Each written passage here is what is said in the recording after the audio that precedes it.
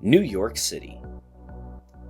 It is the most populated city in the United States and the 11th most populous in the world. Over $1 trillion move through this city every year. 8.8 million people call it home, and millions more visit this vast concrete jungle.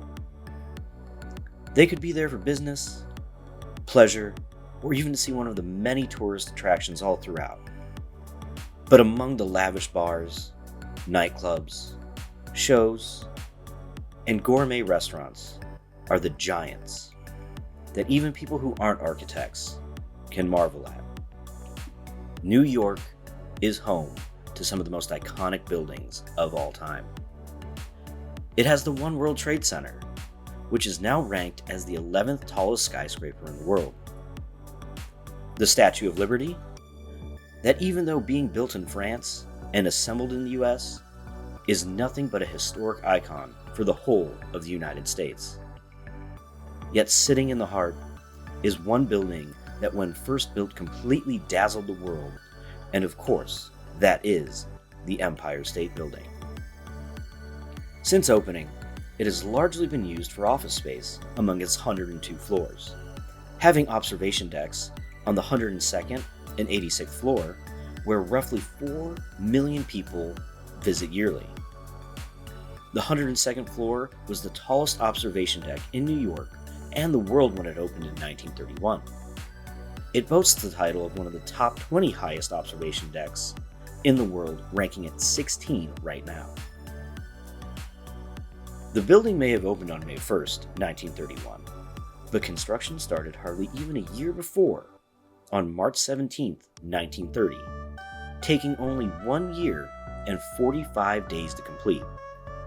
Compared to today, where the average modern home in the US can take upwards of 7 to 8 months to build. The insane feat of construction was overseen by the architects firm Shreve, Lamb, and Harmon Associates, and combined with the builders Starrett Brothers and Ekin, they were able to achieve an outstanding rate of construction at roughly 4.5 floors a week. Once completed, it was the tallest building in the world, towering over Fifth Avenue at 1,250 feet. Then, even adding to that, in 1950, a 222-foot tall antenna was added to bring the total height to 1,472 feet, continuing to be the tallest in the world until 1970, only to finally lose its title to the North Tower of the World Trade Centers. Though the building itself instantly became a cultural icon, it was vastly vacant during its first years of operation due to the Great Depression. This earned it the nickname the Empty State Building. Eventually, though, the building would come to have upwards of 15,000 people working there every day. The building itself is a classic Art Deco style that you would normally see before World War II. And on top of that, the building is a historic landmark for the city and seen as one of the 7 wonders of the modern world by the American Society of Civil Engineers. Speaking of art, in 1965, the artist Andy Warhol made a film called Empire, which was an 8-hour and 5-minute film with a static camera filming in slow motion the Empire State Building in black and white. In his own words, the purpose was to see time go by. In 2004, the film was selected to be added to the National Film Registry of the Library of Congress because of it being culturally, historically, and aesthetically significant.